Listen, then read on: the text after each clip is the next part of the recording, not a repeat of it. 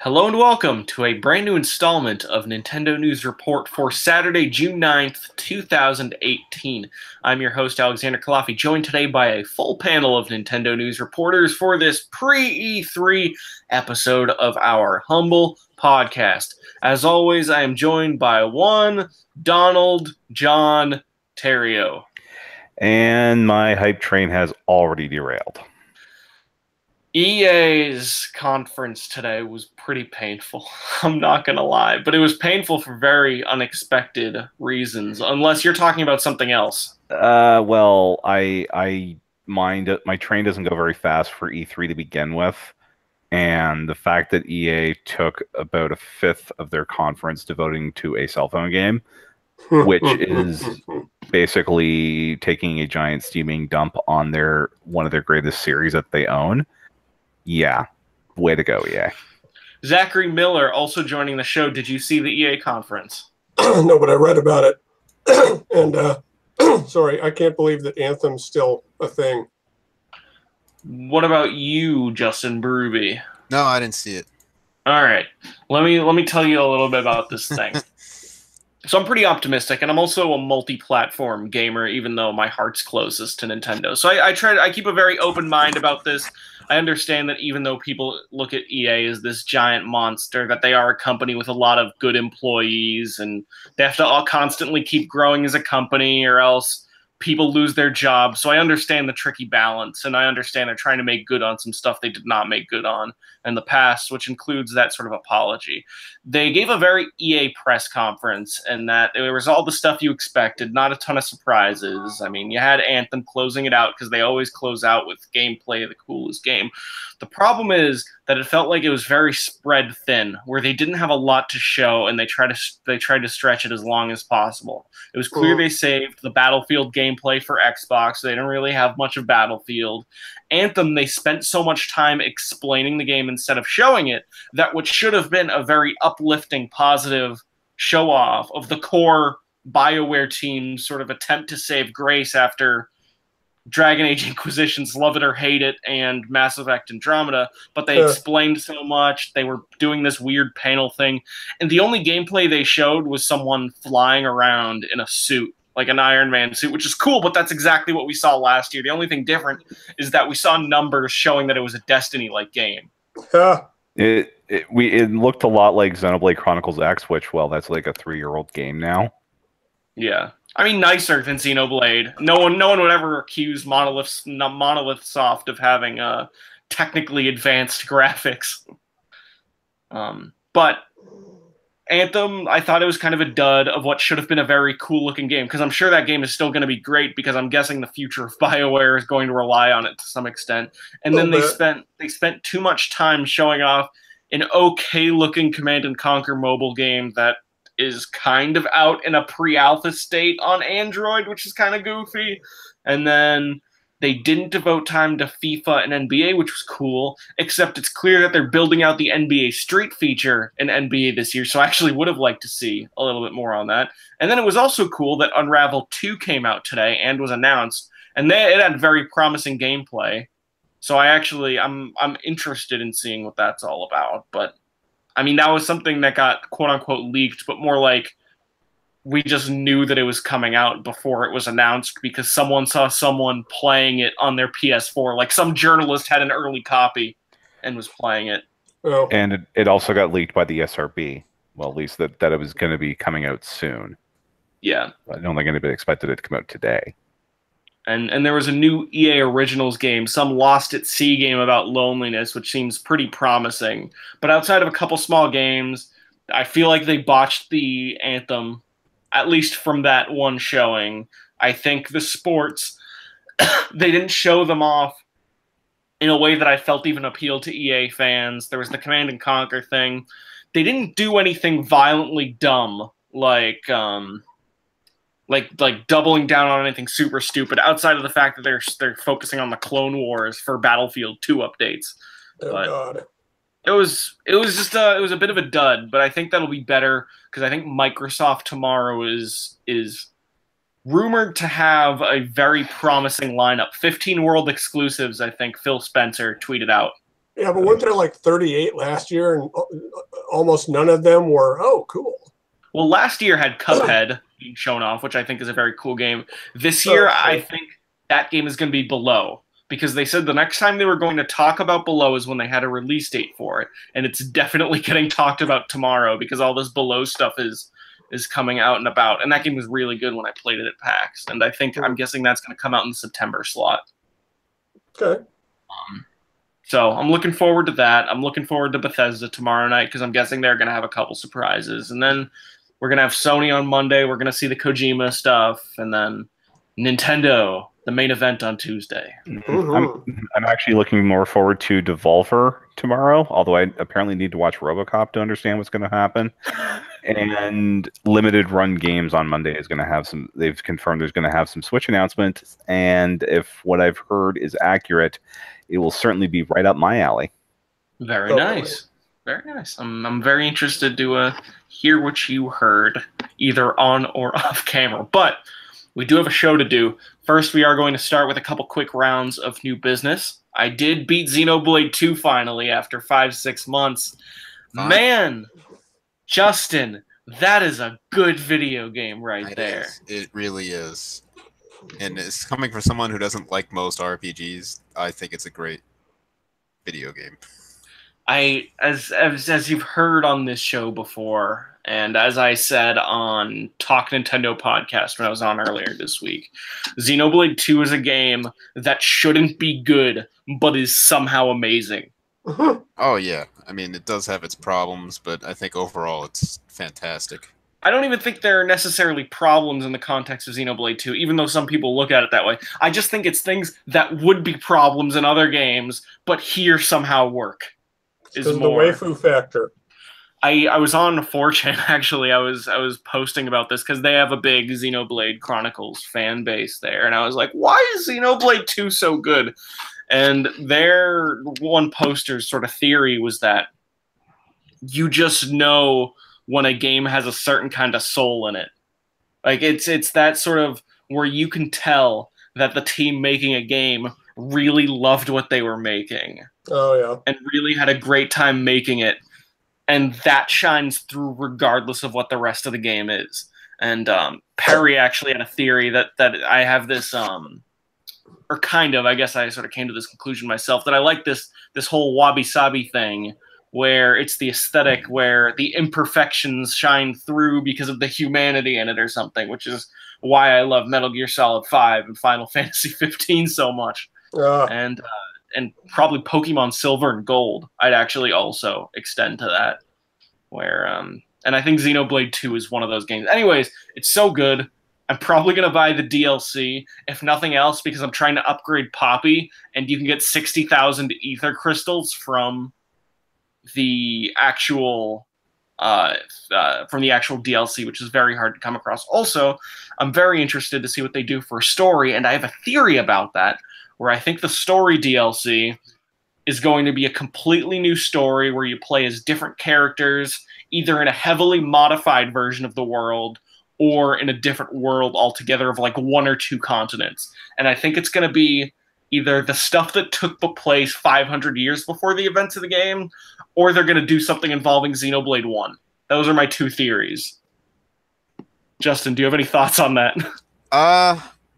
Without spoilers, I'm being very gentle. Yeah, I'm just ready to see what they do with it. I want to play it. I am happy to take a break from Xenoblade though, because I've done everything in the game, I think, except for like the 5 most recent quests they released as part of the DLC, I think. Yeah. So I've played a lot of this game. Yeah. Probably it'd probably take you 200 hours to see everything in there. Probably. My counter is all messed up, so I don't know what to believe anymore. Is it at like 427 or something? It's like in the 500s, but I used to like just leave the game running to complete the Merc missions. Do those keep going on sleep mode? No, I don't think they do. So I set it up so my system wouldn't go into sleep mode automatically, and I just keep it plugged in and like set them up and come back and check on them and set more of them up. So like getting Mewtwo and GameCube Melee? Yeah, basically. Very good. Very good. All right, moving right along. There'll be plenty of Xenoblade 2 talk in the future, I'm sure. Just Shapes and Beats. I played that. That's a really good rhythm game. It reminds me a lot of Sound Shapes on PS4 and Vita. If anyone ever played that one, it gives me some Sound Shapes vibes, where it's very musically focused. It's sort of like a single screen shmup, where the obstacles and enemies are thrown at you to the beat of these heavy EDM-ish, trancey type songs, kind of rhythm, violency. Very good soundtrack, very good gameplay. I recommend people look up footage of it, because I think that's going to be one of those that's if you were left high and dry by Runner 3, here's a very different kind of rhythm action game that is so far removed from Runner and is focused so much more on the music that maybe you'll get into it. Zachary Miller. Oh, interesting. Okay. Yeah. Okay. I also played Blaze Blue Cross Tag Battle, which is a fighting game by Arc System Works. It is giving me very heavy Dragon Ball FighterZ vibes, which is right before that's probably going to be announced for the Switch. If that leak is true, I have no idea if it is. But what I like about it is that it is an extremely accessible fighting game, mechanics-wise. Is it really? It is. So Arc System Works fighting games, you look at the anime fighters, you think they're going to be overly complex, but most of them, not all of them, but most of them are extremely accessible to newcomers, where you only have to press 2 or 3 buttons and you can do flashy combos. You have to learn how the systems work, as with any sort of fighting game, but once you do, I would say it's very accessible to newcomers. Very good hub world, good net code from what I played. Story mode seems like it's made for people who know Ruby and Persona and Blaze Blue a little bit, but if you're really getting into a fighting game, the story mode is more something that's good to have more than something I'd say I need in this kind of fighting game. Okay. So very, very good. Recommended based on the hours I've played so far. Donald, Pokemon Ultra Sun, you beat that thing finally. Yeah, because of the injury I've had a couple of weeks off here, and I decided, in light of some things that got announced as it pertains to Let's Go Pikachu, namely the fact that it's going to be forced motion control. What? Yeah. Oh, So I went and decided I have to fill a national Pokedex, or a living Pokedex anyway. So I'm basically speed blazing through Ultra Sun, and then I'm probably going to spend the next week just blasting through Ultra Moon, like prepping a party as best I can beforehand so that I can just go in and do it. The boss fight that comes up near the end of the game, or before you go fight the Elite Four, that is as hard as advertised. Okay. I went in with I figured I had 2 strategies. I would try the first one first, and that thing hits like a truck. You're talking about the truest boss battle that has ever existed in a Pokemon game. Yeah, and also the forced motion control that's before that, but that's another story for another time. Yeah. But yeah, because I went in basically with a plan of, okay, this thing boosts all of its stats 2 stages when you go into the fight. So I have a Pokemon with a move that reverses all stat changes. So I'm going to throw that at it and see what happens. He gets 1 shot repeatedly. Oh God. Yeah. And I was about level 56 at that point. And this thing is level 60, and you throw the equivalent of every stat up by 50%, that's going to hurt. So thankfully, I'd like to thank Mawile for getting me through that fight, because he's immune to the dragon move, and he ran out of the psychic move very quickly, so that basically left him crunching. And, well, Mawile comes with Intimidate, at least mine did, so easy to get around the attack boost, and I was able to finally get past it. One of the coolest things that game does, and I go back and forth on whether I think it's executed appropriately, is that specific fight where it feels like the one time that Pokemon has actually gotten a true blue boss fight into their series. And I know they had other attempts in Sun and Moon with the Totem Pokemon, but those always felt like, oh, it's 2 attacks that'll kill it instead of 1. but this actually feels like a true blue boss fight. So I think it's really hard sometimes, to a semi detriment, not necessarily completely, because I think it's good that something's hard in a Pokemon game. But I'm glad you had a strategy that worked. Yeah, and then I got to do the post game quest, which that also got really tough because you're dealing with a gauntlet of trainers who are packing things that are normally banned in competitive play. Oh, really? Yeah, they bring back all kinds of old evil leaders from previous games, and these ones managed to catch their legendaries. You're talking about Rainbow Rocket, the Rainbow Rocket side quest that they announced before the game even came out. Yeah, so you get to fight the guy from Team Flare, Lysander. He almost wiped me. I was down to one Pokemon when I beat him. Yeah. Wow. It's rather challenging. Yeah, Zach, do you remember this where it was sort of Giovanni coming back from the past? And I do. Yeah. You didn't beat that game. Which one was that? That was Ultra Sun, Ultra Moon. That was the one last year.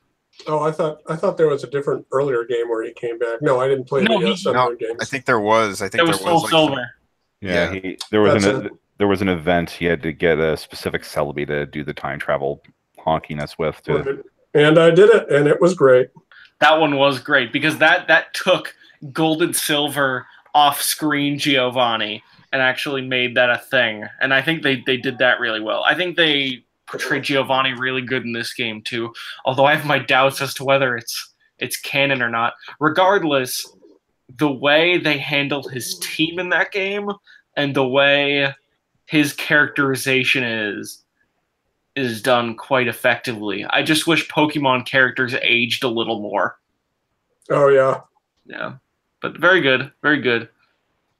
Street Fighter Anniversary Collection, Justin. Yeah, I played a little bit of it. I've mostly stuck to Street Fighter 2, which I think is still a ton of fun to this day.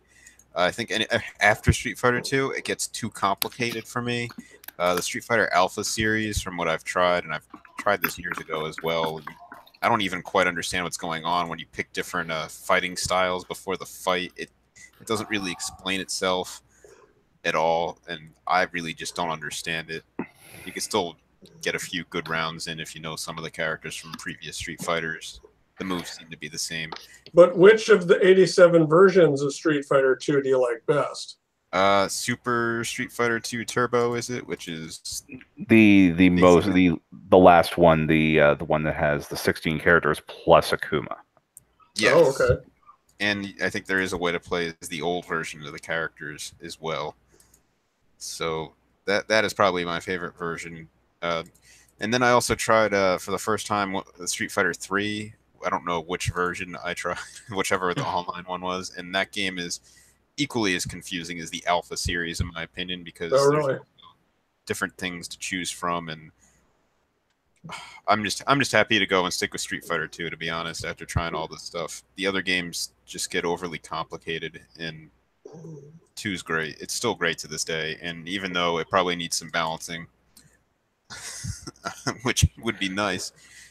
There's some question about which version of the games they're using on there, because I've seen reports from people who know these things that it's either the first version of the arcade or the last revision from the arcade. Because I know, especially with Alpha 3, that they're like, a lot of the reason why I like that game so much is because of things like the World Tour mode, which are not in this collection. So it's a little bit of a tricky situation because, like I said, Alpha 3 is one of my favorites, but I think I'm going to stick with the Vita version or the PSP version that I can play on the Vita at this point. I want to play Alpha 3. Yeah, another thing about this collection that I kind of like is it gives you like some history on each of the games, and you can go through all the art and stuff like that. I haven't gone into it too much, but it finally gave me some context as to what's been changed in all these like minor revisions of Street Fighter 2 over the years. Because it seemed like there was almost a yearly update. Is the history section similar to that of the Mega Man X collections? I don't remember what the Mega Man X collection on game. Oh, they're just kind of randomized concept art, box art from both regions of the game. Just kind of, you pick a game like Mega Man 2, and then you say museum, and there's just like 200 images. Is it kind of like that?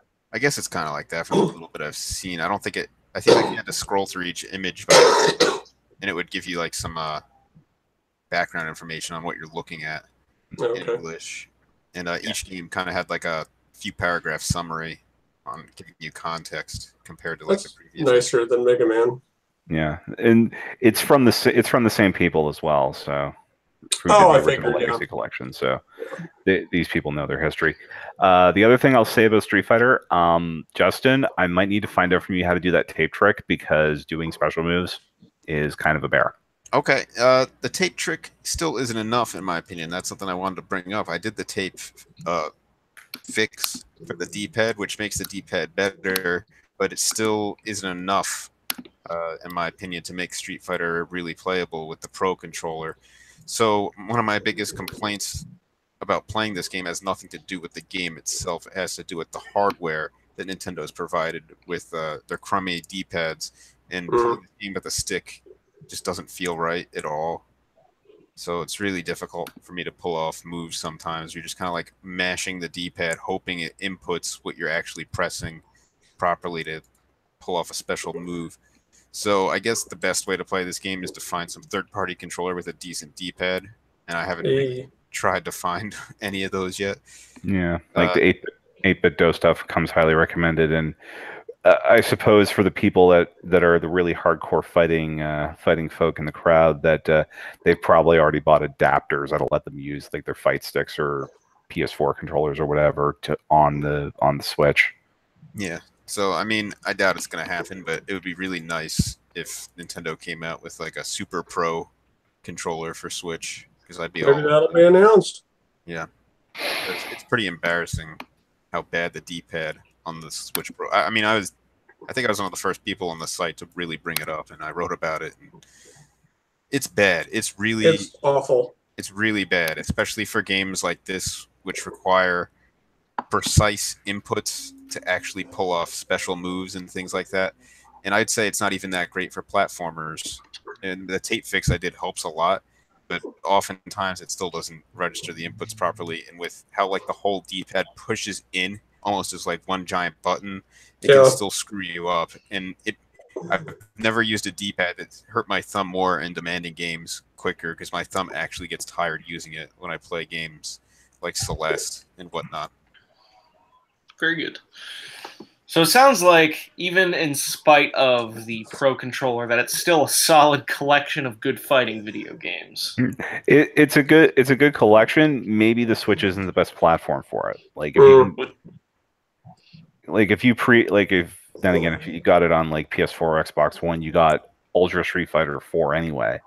So interesting. I think the really hardcore people just the Switch got an exclusive feature with like a local tournament mode, but I don't see it being very popular just because of the hardware.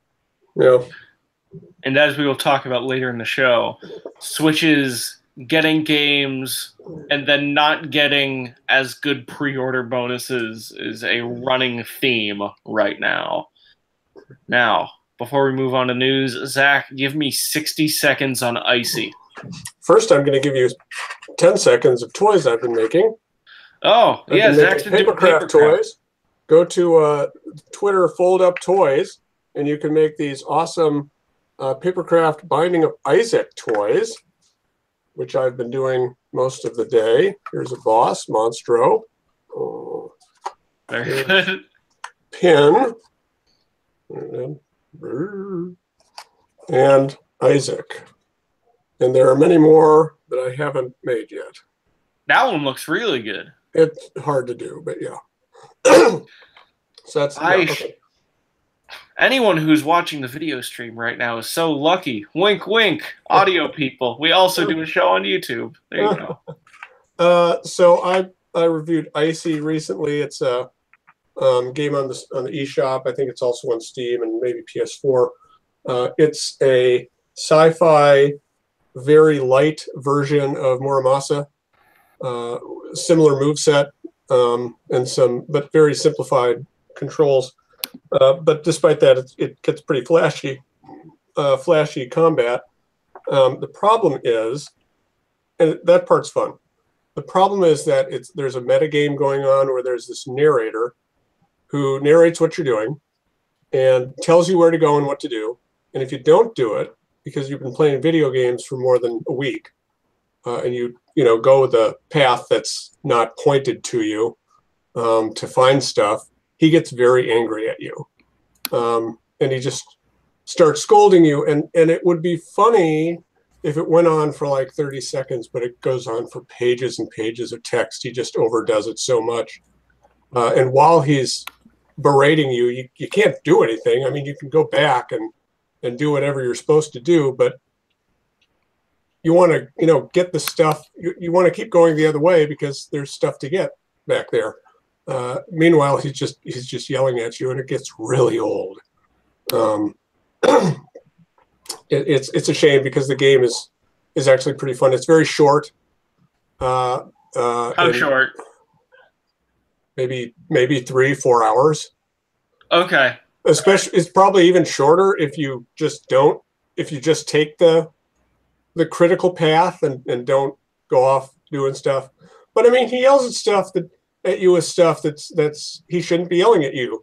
He gives you a map. One of the things you're given is a map of this area, and over here is a little trophy symbol. And so I'm going to go over there instead of taking the critical path. And the narrator is allegedly the developer. So he's developed the game. He's given you this map. He's giving you the trophy over there. But when you go to get the trophy, he just yells at you for like 10, 15 minutes. He gave it to you. You're accessing content he created. So I had no patience for that. Sounds like a good idea, but not exactly good execution. Right, like yeah. a good idea for a different game. I mean, it would be a fine idea for this game, but I mean, it just way too much. Way too much. Yeah. So it's almost like a Stanley Parable thing, but almost even meaner and more personal. Right. And there are a few places where you're kind of looking at the game a different way, from a different perspective, and you see some matrixy shit, but that's very much overpowered by the lecturing. So gotcha. All right, there's your video games for this week. Yep. We got some content. TRBR is excited for Tiny Build, which is also happening tomorrow. I was left high and dry by Garage. Do you know what time Tiny Build is, Donald? It is a half hour before Microsoft, so I think it's 3:30 Eastern. Let me check the clock here. The Neighbor sort of it seems like a spin-off or DLC, but it seems like the future of Neighbor will be presented during it in some capacity. I'm guessing there'll probably be a couple new games, or it'll just be one game again. Yeah.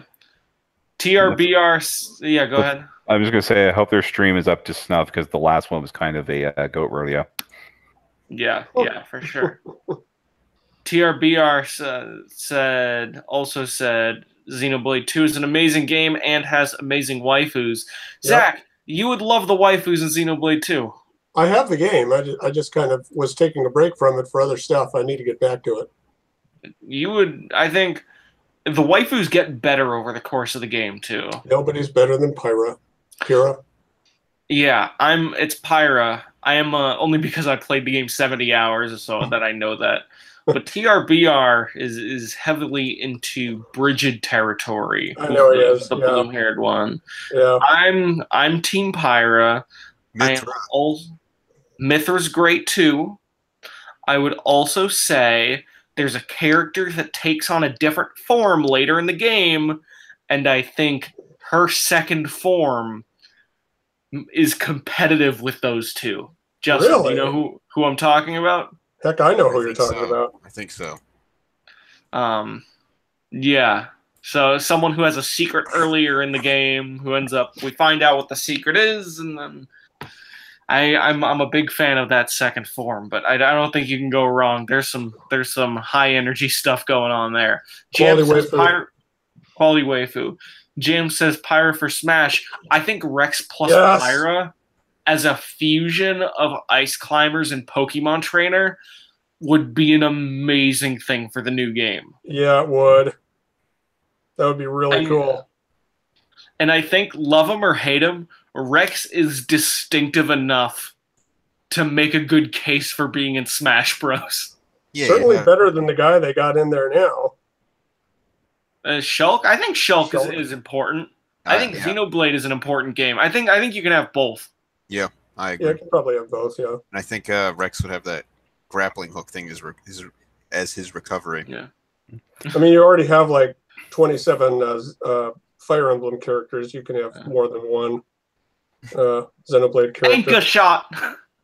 Yeah. You would do that. Yeah. So I hate to interrupt the waifu war here, but here's your press conference times until Nintendo on Tuesday. Tiny Build 3:30 Eastern, Microsoft 4 o'clock, Bethesda 9:30, Devolver Digital at 11 o'clock. That'll be a show of the show. And then Monday, Square Enix at 1, Limited Run Games at 3, Ubisoft at 4. Off topic for us, but the PC Gaming Show, apparently that's still a thing, at 6, and then Sony will be at 9. You know what they're going to talk about at Devolver Digital if they go about actually talking about games there? And I think they will, because people are going to pay attention to it this year that they didn't. I think they're going to actually focus more on games, because I think they had a couple last year, but not really. They had a random Suda 51 run-in last year. That's all I remember, aside from all of the shenanigans that ensued. I think there was a Serious Sam something maybe announced or detailed, but I think there was very little. I think they're going to focus more time on the games. But you know what game's definitely going to get talked about? I would bet $5 on this, but please no one bet me in case I'm wrong. So there's this game called Ape Out, which was announced last year. Very jazzy, top-down, hotline, twin stick, something where you play as an ape, and it looks amazing, amazing, amazing. It went silent for a long time. I reached out to the developer on Twitter at PAX East and asked him, and I don't think in confidence at all. I'm pretty sure this is just something he just told me, and someone at the Devolver booth told me. I asked, when's this game coming out? And he was hoping for early summer. So I think there's a chance that they reintroduce this game and then either release it that night while everyone's paying attention or a month or two later. Sure. I think there's a chance of that. And I think I always hope for more Hotline Miami, but I know that they're just partners and they don't actually have the power to make a new Hotline Miami themselves. That would have to be the guy would have to want to make one. And I believe they said on Twitter that like they were doing a fake rating of their own E3 show, and one of the negatives was no Hotline Miami 3. Really? Yeah. Yeah. But what there could be on the Switch side, I wouldn't be surprised if they announced Hotline Miami 1 and 2 coming to Switch as a double pack. I'd buy that. Physical. In fact, I think if Limited Run did that and they announced that, that would be great. I have no information, obviously, if they do end up announcing that, but I think that'd be great. Yeah, and I think we'll also get like the first English language look at Minute on Switch. Very good. So I think that covers it for now. Looking at other stuff in the chat, Fernando's excited for No More Heroes 3. I think we're going to see Travis Strikes again in the presentation. I think it would be smart to do that if they're going to release it this year, although I highly doubt that's going to happen. Oh, really? So, yeah, I think it's going to be during this, and I bet it's still going to be announced for 2018, but I doubt it's actually going to come out in 2018. Oh, okay. Jam asks, did we get any shocking Splatoon news yet? Yes, it was like electric gear, right? It was a spy suit. Literally, that was it. So that was the worst shock since the Shockmaster. Yeah, we could still see some news on Monday out of Splatoon. Or you mean Tuesday? No, I think the tournament starts Monday. Oh, tournament's Monday. Yeah. Oh, yeah, that probably is are the finals on Monday?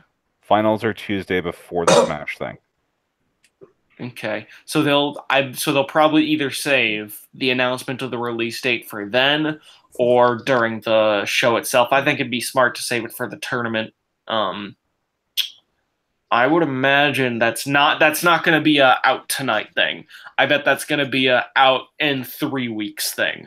Out July 13th. Yeah, out July 13th as the rumored date. I've got something else with that, but we'll get to it later. Okay, yeah, because we're going to do predictions at the end of the show. There's something to look forward to.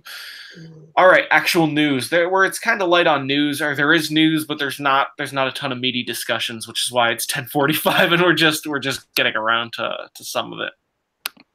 FIFA 19 is coming to the Switch September 28th. The early demo impressions, so it uses the same engine, maybe. It uses uses last year's. Yeah, it's using the what they call the Ignite engine, which is what they were using for the last gen games. So the story mode will not be present that you see that they talked about today during the EA Play and all that. That won't be in the Switch version like it was last year. But unlike last year, they've announced that there will be online friendlies. So so if Neil's playing soccer with a little sushi striker in his arms asleep, I can actually get him. Very good. And we should also mention here that yes, Neil's young son was about a month premature, but he is doing well. And so a nice healthy boy. Mom's okay, kid's okay. Yep. That's great. I'm very happy for them. Yeah. It's only kind of an excuse to not be on the show this week. A very small. It's not good enough, you know. So it might be a once in a lifetime thing. I don't know. Yeah. Well, we'll see. So is E3 2018. Certainly, he can only use this excuse once, even if he has more kids. Donald, this is the second year the public has been let in. I think it's a pretty big deal. Although I'm pretty sure he found out about most of the E3 news before the show actually happened. Let alone the fact that he has people to talk to. I'm thinking more because stuff just gets announced before the show. But no, congratulations to Neil. I'm glad he has a wonderful, beautiful son. Congratulations to the wife, of course. Hope they all get lots of rest as they can. I mean, I'm sure that'll be difficult at first, and I hope they're and I suspect that they will be wonderful parents. Lots of happiness and congratulations and positive vibes their way. You know? Yes. Yeah. All right. FIFA 19, September 28th. Early impressions that I read on Twitter, which is one tweet that I read, is that the Switch version is comparable. Like, it plays similarly to the PS4 version that person played. Okay. That is something I read on Twitter. I'm guessing they're going to pay more attention to this version than the last version. I think that'd be safe to say, or one would hope. Yeah, I hope they do, because I don't know what the deal is with EA. Still don't know what the deal is between EA and Nintendo. But the real reason that FIFA 19 is on Switch and literally nothing else that got talked about today at EA's press conference is because FIFA says you have to be on every relevant platform. Oh. So this is what they call a contractual obligation game. Unprecedented partnership. But at least we're getting that, because I think they convinced EA convinced FIFA last generation that no, the Wii U is definitely not a relevant system. Yeah. Sadly. They put a version out on Wii after they dropped Wii U support. What does that tell you? Didn't the new Just Dance come out on Wii recently? Yeah, like Just Dance 2018 did come out on Wii, and I've got a running bet with someone about whether it'll actually come out on Wii and Switch and skip Wii U this year. That would be amazing. I really want that to happen. That would be incredible. Paladins is coming to Switch on the 12th, which is very good. It was leaked at first from some eShop update, as was another game, but Paladins...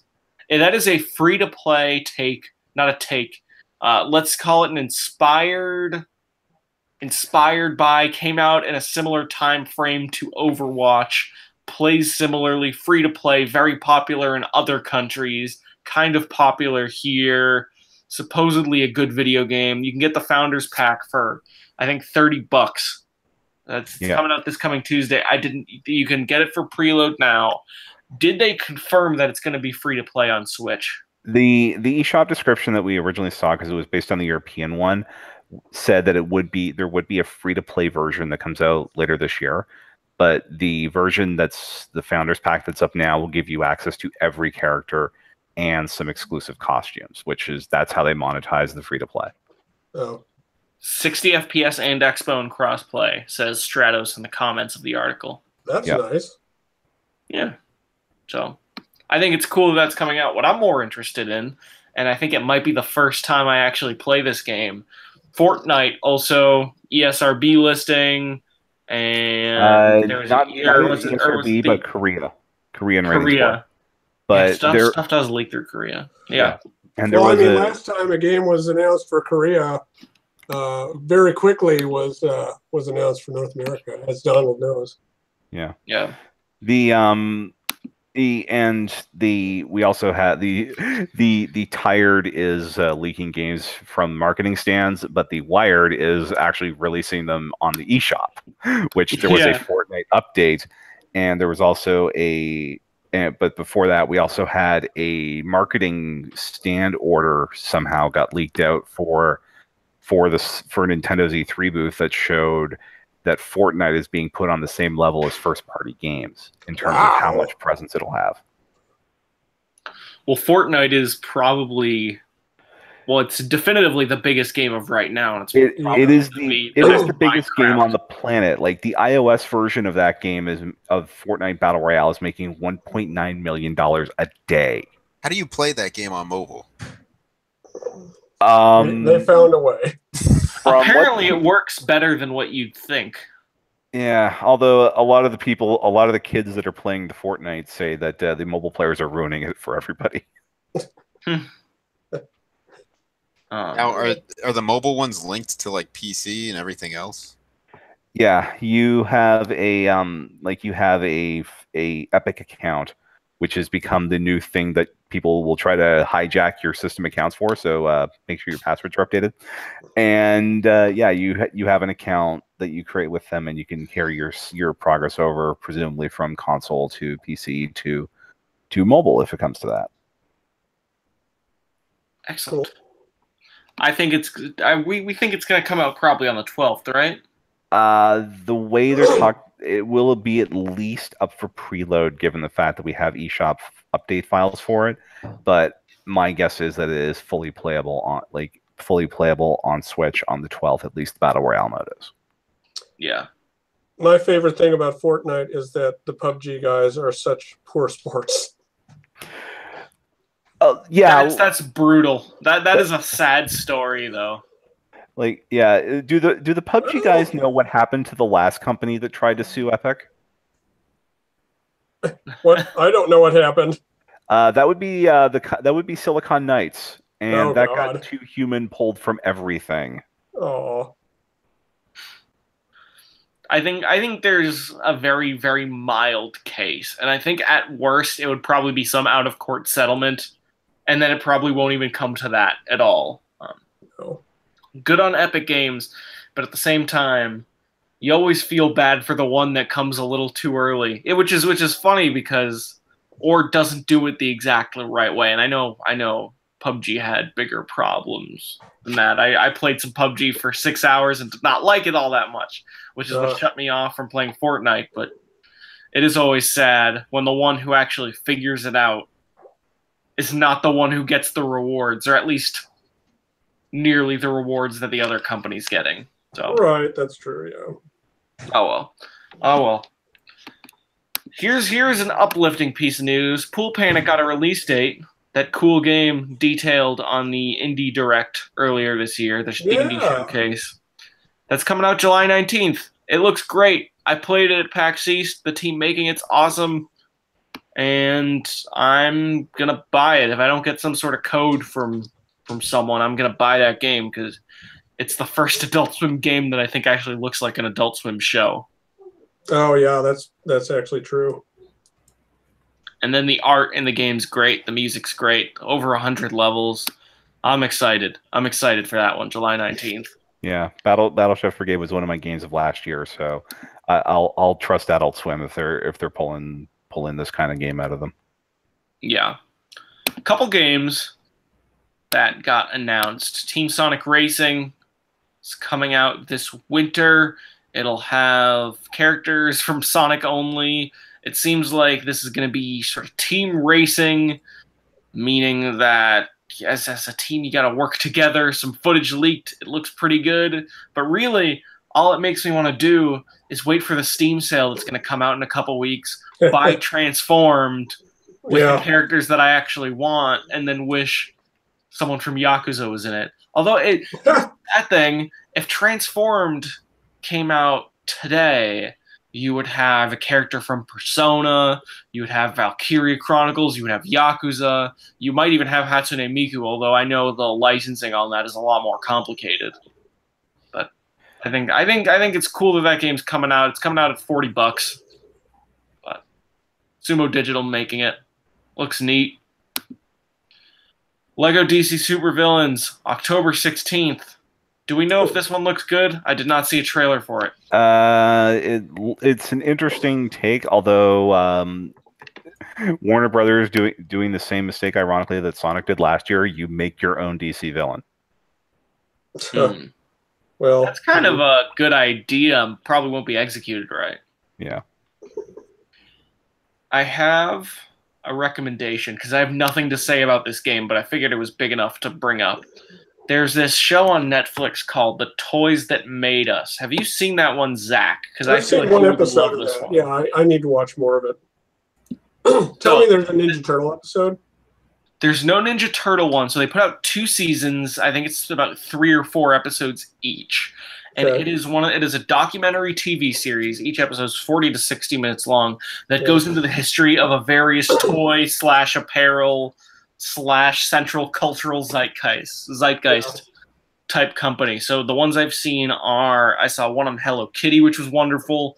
I saw one on Lego, and I'm seeing one on Star Wars. But they also have Transformers. They have one on Barbie. They have one on a bunch of other stuff too, or at least a handful of other ones. Anyways, what I love about it is that even though I think the narration could use some work, and I think sometimes the humor is a little more miss than hit, it has the energy of G-Force Icons, where it's an extremely easy to watch made-for-TV style documentary series, where the documentaries, it's less dry, more colorful and entertaining. And it's almost about industry and entrepreneurship as much as it is about the toys themselves. Yeah. And the Lego one's really great. Like, I never knew it was made by this. I think it's Dutch, this small Dutch company that started with a little idea, almost went bankrupt like 3 or 4 times. Really? And then it ended up getting saved. I think Bionicle helped it out a lot. And then I think Ninjago helped it out a lot. And then apparently it made too many products, and then it went back to the basics, and that kind of saved it. And apparently Lego's one of the biggest companies in the world now. I don't know. It was I'm probably misquoting a bunch of it, but it was a very, very entertaining episode all around. And I highly recommend that show. If nothing else, if you're a Japanese file with you like your Japanese culture stuff, I think the Hello Kitty episode is extremely, extremely interesting. So that's her name. Her name is Hello Kitty. Well, that's not something I saw during the episode. Oh, that's just a fun fact. But it did go into the fact that Hello Kitty isn't necessarily a cat as much as she is basically not a human, but a person who happens to be in a cat form. Like, you're supposed to look at Hello Kitty as a person, which kind of explains why Hello Kitty has a cat. And I think it was very interesting because we all see the Sanrio video games and we're like, what's this junk? And then we always see the Sanrio store and it's like, are these characters from some anime that I should know but have never seen? And it went into the history of how Sanrio has these hundreds of characters, how the company was founded to make small gifts for people. And I think it was a very interesting 40-50 minutes. But There you go. Last Okay. news story before we go into the closing stuff. The final season of Walking Dead is coming to the Switch later this year, but on other systems, it's coming out in August on PS4, Xbox, PC.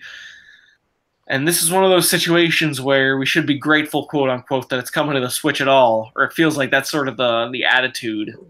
But it's kind of like how the Street Fighter collection, you get Ultra Street Fighter 4 if you pre-order it on a system that has Ultra Street Fighter 4, either in the port for PS4 or the Xbox One backwards compatibility, or I think even on PC they're doing a version of that. But on Switch, there's nothing except for one mode and a bad D-pad. It sounds like, but for The Walking Dead, if you get it on one of the other platforms, or at least one of the console platforms, you pre-order it $19.99 for 4 episodes, which is a little bit on the low side. But I remember Walking Dead Season 3 was also short. Even if it was 5 episodes, it was 5 pretty short episodes, even though I generally liked it. Anyways, beside the point.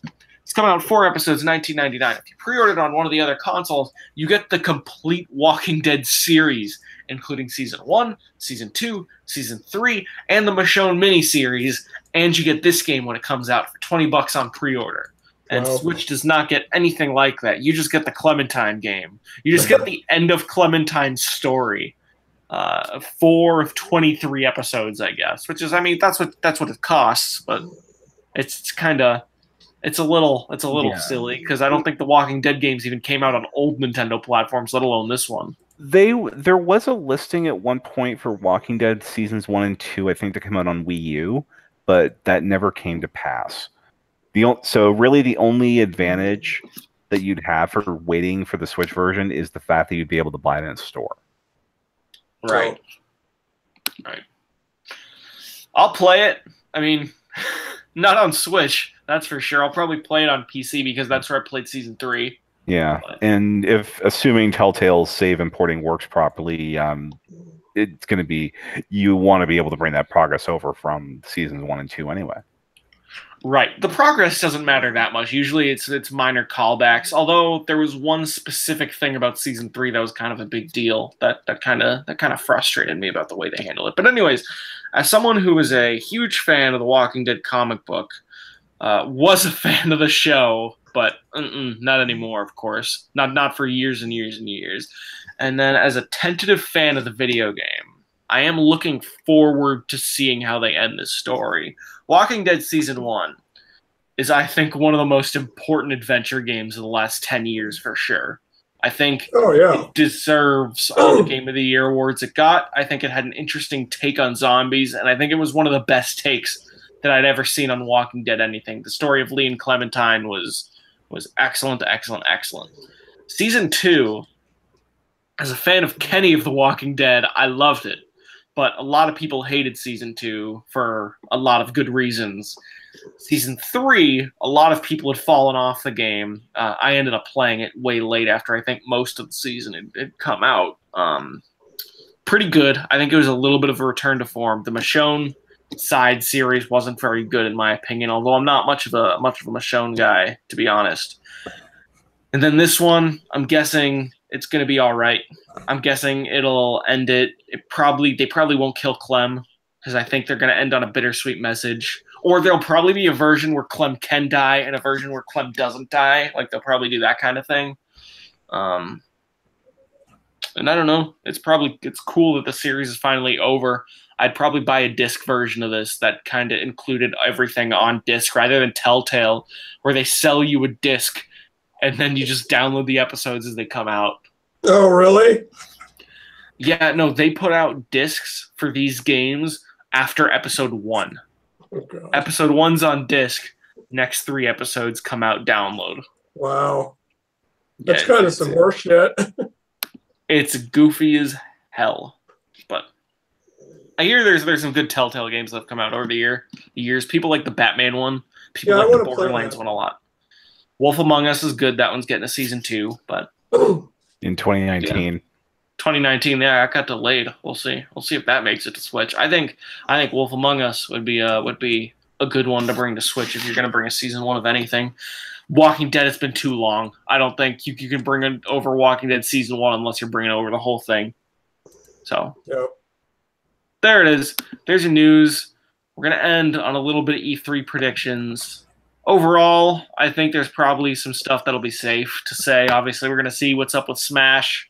We're going to see probably Fire Emblem, assuming that's still on track. We'll probably see Yoshi. We'll probably see No More Heroes in some capacity. We'll probably see 2 or 3 new things, although there's a lot of games already coming out, so I'd probably keep my expectations measured on the number of new core Nintendo products we're going to see for this year. Yeah. I don't think we're going to see Metroid Prime, because I think that game's too far off, and they announced this is only focusing on 2018 games, and I think they're going to mostly hold to it unless Fire Emblem's coming out in January or something. I think that's the only exception, I think personally. Just it's not a prediction of mine. I guess it kind of is, but I'm not counting it as a prediction of mine. I think they will show something with Metroid Prime 4. I think we'll get a release date. That's my prediction. It might not be prediction. playable, but I think you'll get a mini trailer that's more than just a logo. Zach, you think the now in development last year is now almost close to completion? I'm not saying it's close to completion. I just think we'll get a release date. Or so release date, you don't mean something number year. You just mean holiday 2019 or like something like that. It could be that general, sure, but I don't think it'll be playable at the show or anything, but I think they're going to show a trailer for it that will have at the end at least a window of time when it's going to come out. All right. And I will find out who the developer is. I think I'm pretty sure if we don't know, there's pretty strong word that Namco's leading development on that. Yeah. But we'll see. I did a lot of predictions for Casey and Perry's show, so you can listen to Talk Nintendo if you want to hear more. But I figured just because we already did an hour show, we do 2 rounds going around, each giving 1 prediction. Can be as specific or general as we want. We'll be back probably Tuesday night to talk about the show in some capacity. Probably most of the people here, probably all the people here, maybe a Neil if we can get him. Although he's going to be busy with Baby Town, so I don't blame him if we don't see him. So let's go around. I'll start. I think Level 5 is going to have a big presence at this show, and no one will see it coming. That's going to be one of my predictions, and I'm going to give some specifics. I think Inazuma 11 is going to be announced for a Switch release in North America later this year. I think Yokai Watch 3 is going to be a 3DS game announced during Treehouse for North American release later this year. Do we know if the latent port is confirmed for the West yet? They have not said a thing about the latent port in the West yet. I bet we're going to see that too at the Treehouse. I think we're going to see all 3 of those things, if not 2 of those 3 things. That's a prediction I feel good about, because I think Level 5, there's a lot of stuff they could bring out West if they have it ready. I mean, I've heard some things about the working conditions there on Resetera in the last few days, so we'll see. All right. We should probably go around. Let's see who's on the video. Zach, give me a prediction. I think we're going to see much less Amiibo stuff this year. I think Amiibo's on its way out.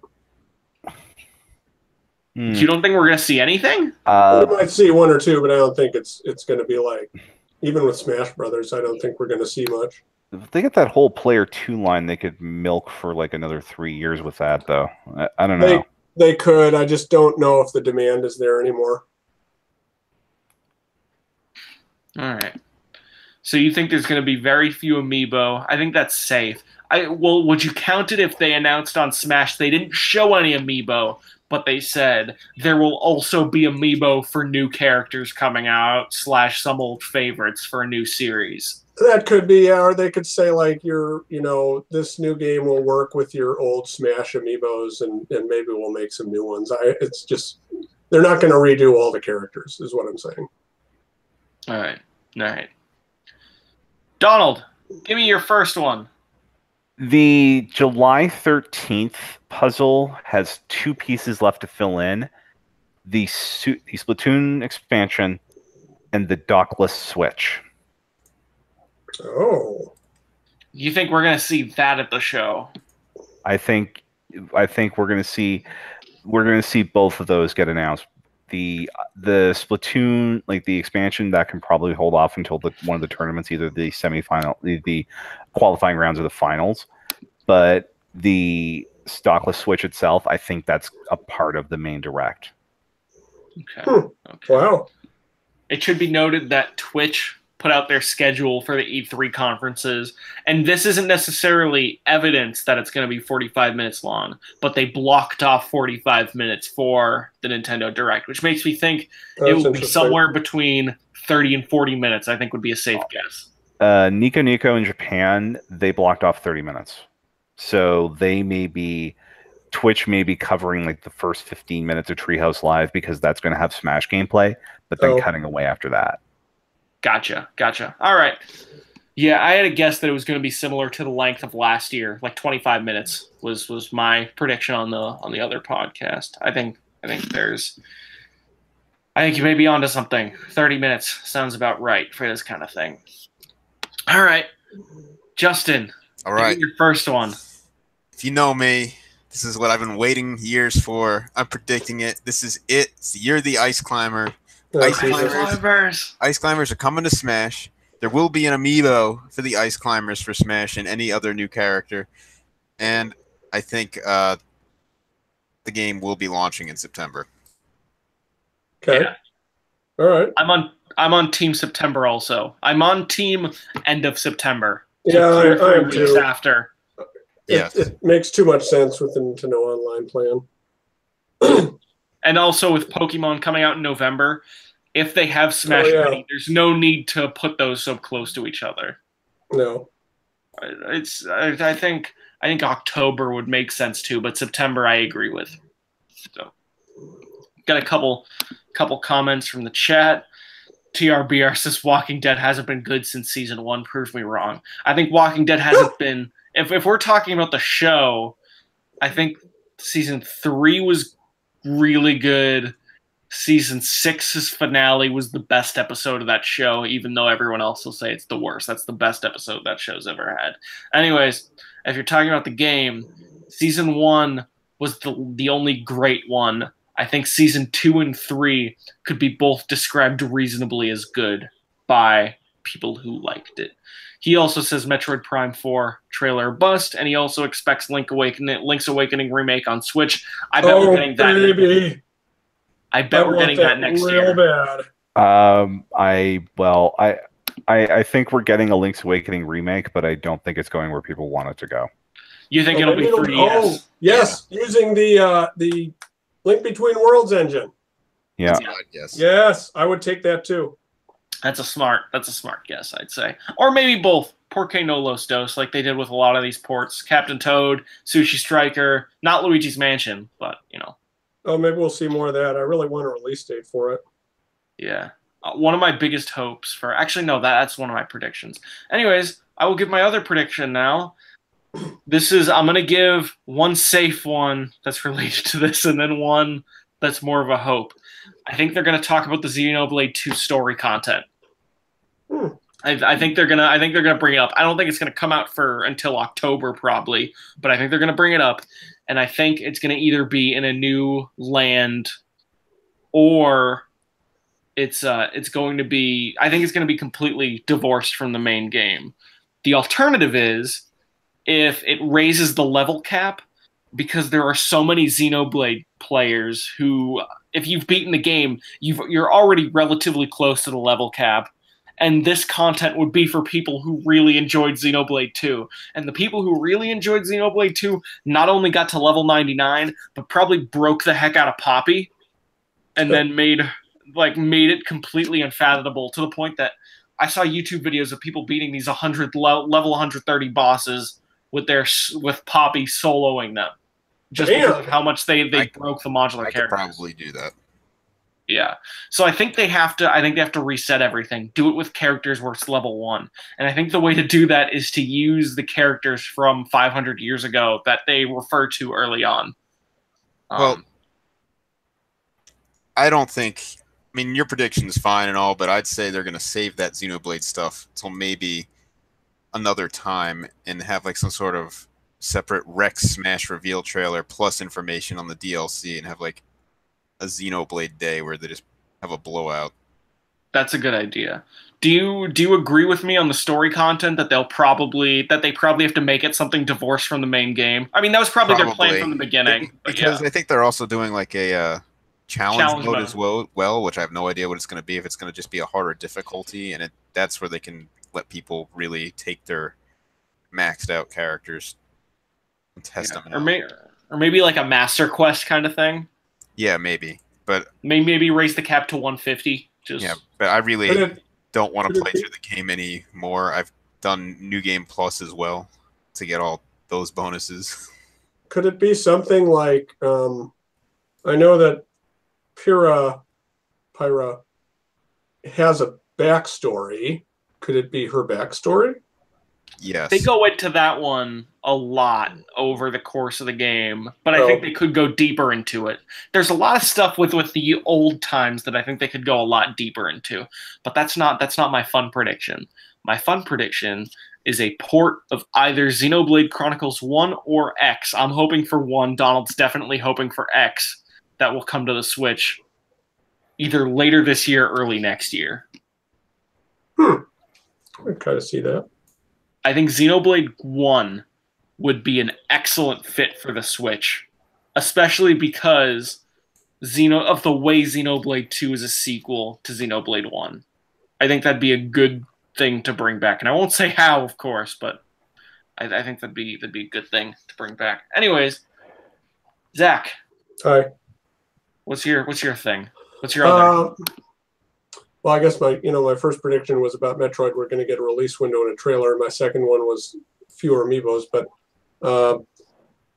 I think we'll get. Geez, I don't know. Go with somebody else. All right, I'll go after Donald. Donald. But... Okay.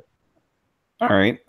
Second prediction: Fire Emblem Switch is in the Xenoblade release window, so early December. That's a good one. I agree. I think there's a chance it slips because of how little we've seen, but I think your bet is the safest because Nintendo has never delayed a game on Switch to date. Yeah, and I mean we've seen 4-month turnarounds between announcement and release for a Fire Emblem game in the last 2 years, so this could happen. It could happen. It could absolutely happen. Good guess. Zach, you ready? I think we're going to see Mario Odyssey DLC. Good guess, too. Yeah. You think it's going to be the stuff everyone's saying, Sunshine Luigi's Mansion? No, I think I think it'll be redone stuff from 64. Okay. All right. That's fair. Not just like HD versions of those like was in Galaxy 2, but I mean like a reimagined Bob-omb Battlefield.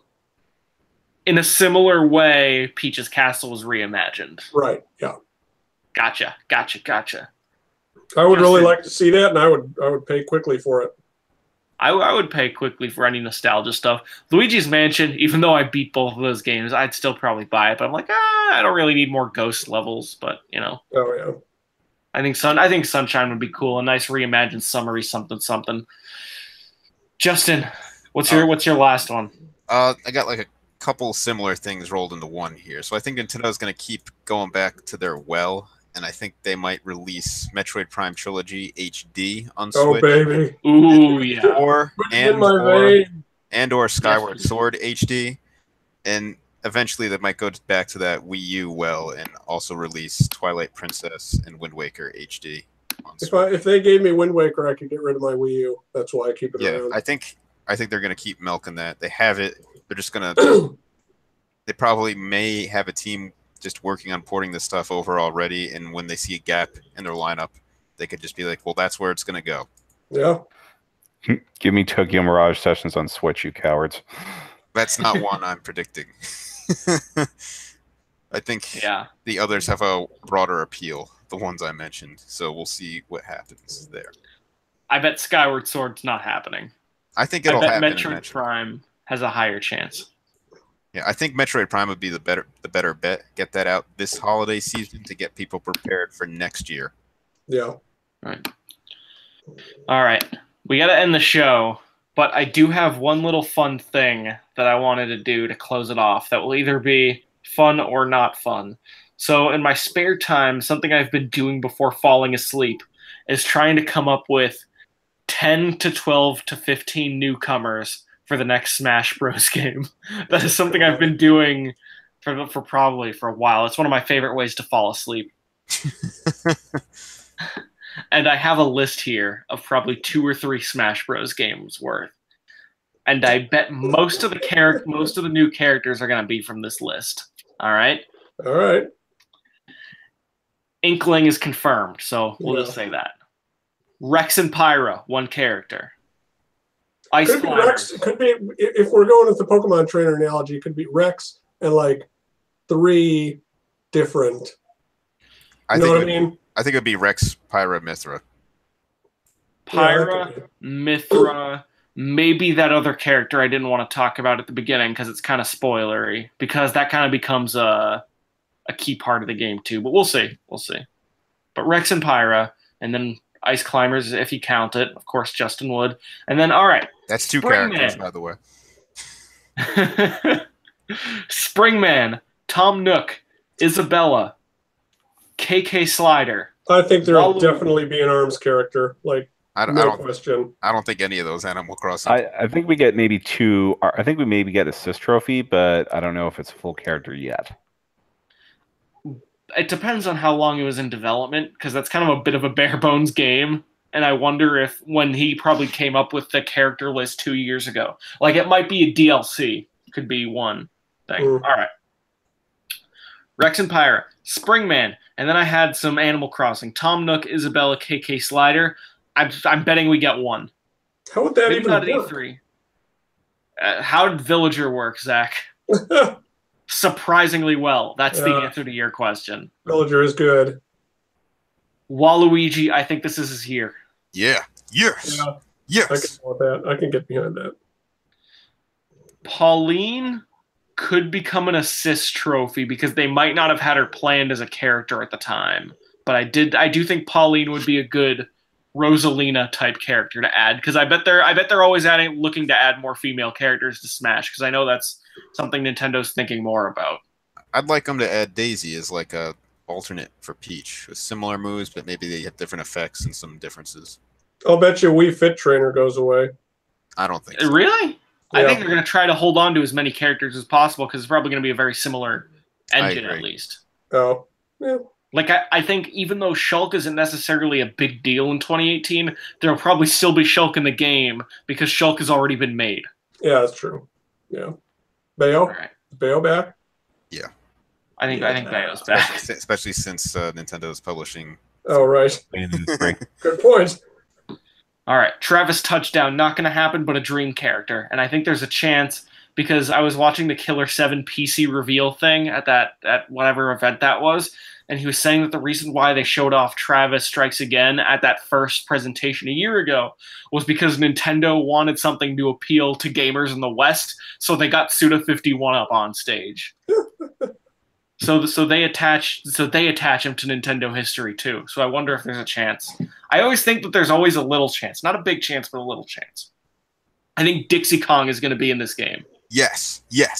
Really? Because wasn't she slated for Brawl or Melee, but didn't get in? I think they found some data on one of the games that said Dixie or something like that. Yeah. All right. Dr. Kawashima. That's what I really hope for. I think Kawashima's on the outs with Nintendo, so that is a highly unlikely one. TRBR asks, by the way, are we not expecting to hear any more about the new SMT game this year at E3? It's too early in development. I think that one's too early. I don't think we hear about that until TGS minimum. Yeah. All right.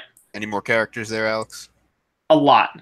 Laboman, Dark Samus. Yes, yes, that's one of my most wanted. No. Dark Samus is an alternate for Samus. No, they're completely different characters. Dark Samus uses Phazon.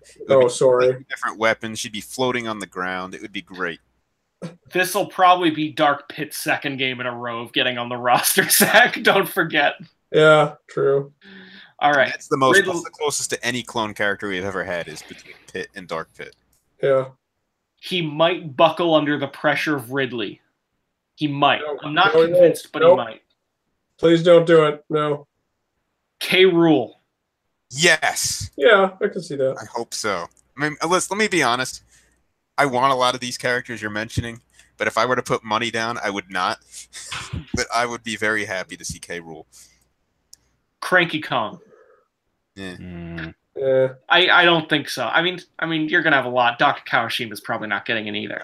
Paper Mario, I think would be a good one. Eevee, I think Let's Go was probably made on too short of a time frame to actually get in. Foreman Spike is one I really want but won't happen. And in the NES vein, I do think one of these two characters will get in. I think either Excite Bike or Balloon Fighter will get in the game, and I think Balloon Fighter has a good chance because of Mr. Iwata's passing. Yes. Simon Belmont. Konami's going to have a Switch presence at E3, where I think is like the heavy rumor. I think there's a good chance of that. And then them doing a Castlevania type thing. And if Simon Belmont gets in this game, all the video game characters from Captain N's N Team will be playable in Smash. Excellent. I don't think Shovel Knight's going to get in, but I think if one indie character does, it's going to be Shovel Knight. Shovel Knight's already in Blade Strangers. Mr. Dream won't get in, but I think that'd be a cool reveal. I think they'd Dylan. pick King Hippo. King Hippo's the best one. Oh, that would be good. All right. Dylan and Pushmo, not going to get in, but I figure would be worth mentioning. I think Captain Toad's going to be in the game. Playable? Yeah, I think Captain Toad's going to be in the game. You're nuts. And I think it's going to be super cute. I don't think Codename Steam is going to be in the game. I don't think Wonderful 101 is going to be in the game. No. I think Mario Maker would be a cool idea and Mario Kart would be a cool idea, but we're going to have too many Marios by the time that actually happens. And I think Rabbids have a very high chance of being a guest character in this game. Yeah, that's probably true.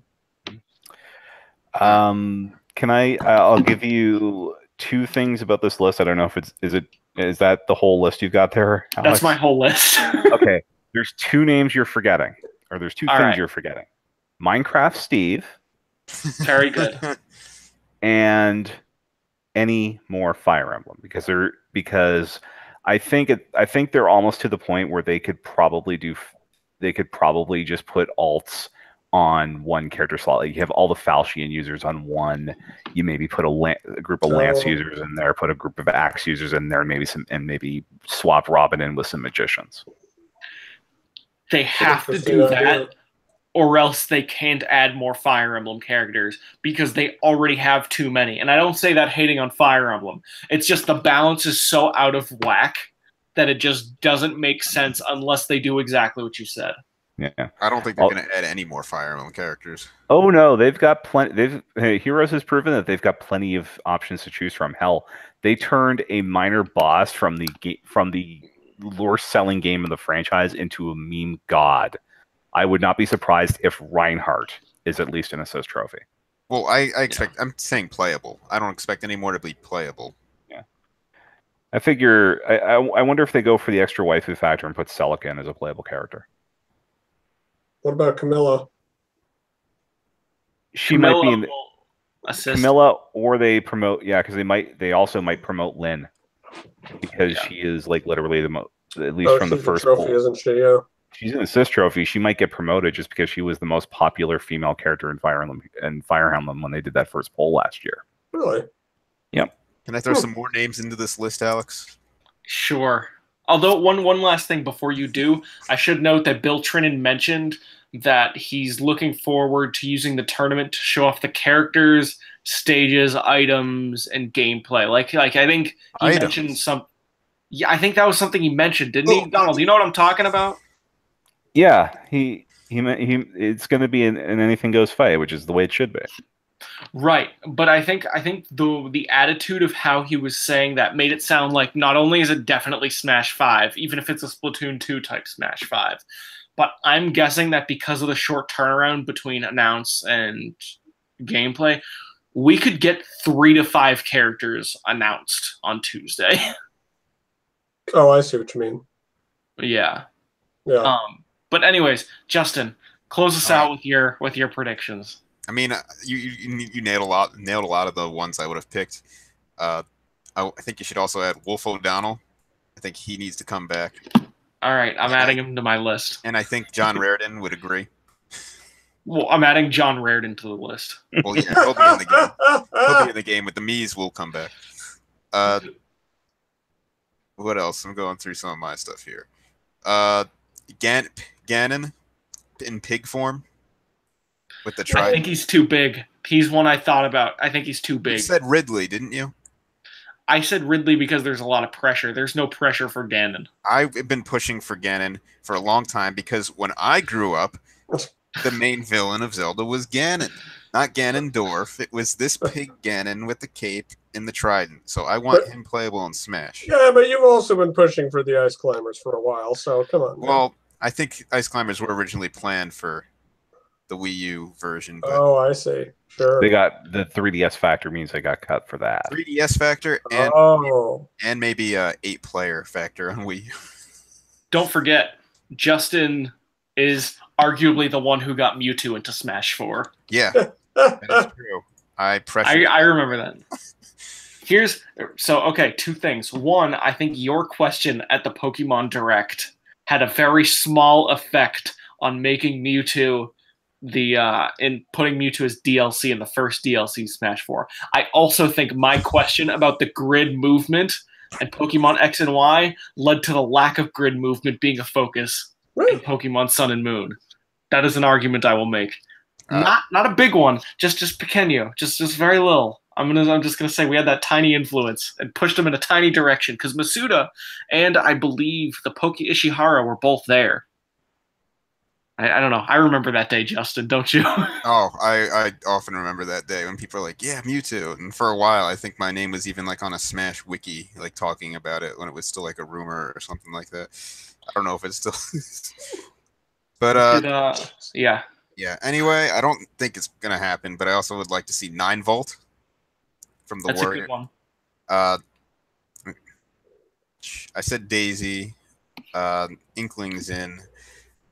I also want to see this character, and it's not a very well-known Nintendo character, but it may be the first Nintendo-branded character that was ever made, and I think it's from Sheriff, and his name is Mr. Jack, and he is the Sheriff. And there is artwork on the arcade cabinet showing off this character, other than the crude graphics in the game. And I'd love to see Mr. Jack come in, and I think that game is from 1979, if I'm not mistaken. So he would actually predate Game & Watch. So on the arcade cabinet itself, if you look at it, there aren't many good shots of it, but on the bezel it'll say Mr. Jack and his girlfriend Betty. So those might be the first 2 Nintendo characters in history, and I'd love to see Mr. Jack, the protagonist of Sheriff, as a playable character in When you say Mr. Jack, it just sounds like Consuela on Family Guy. Yeah, look up 1979 Sheriff on Google if you want to know what he's talking about. That's an amazing guess, Justin. I'm looking at it now, and I think that'd be one of those Sakurai gets in the same way no one expected Wii Fit Trainer. I think this has a chance. Although wasn't the Sheriff an assist trophy in Smash 4? It is the graphical one, but I would like him to be like a more fleshed out design, as you see on the actual art of the game.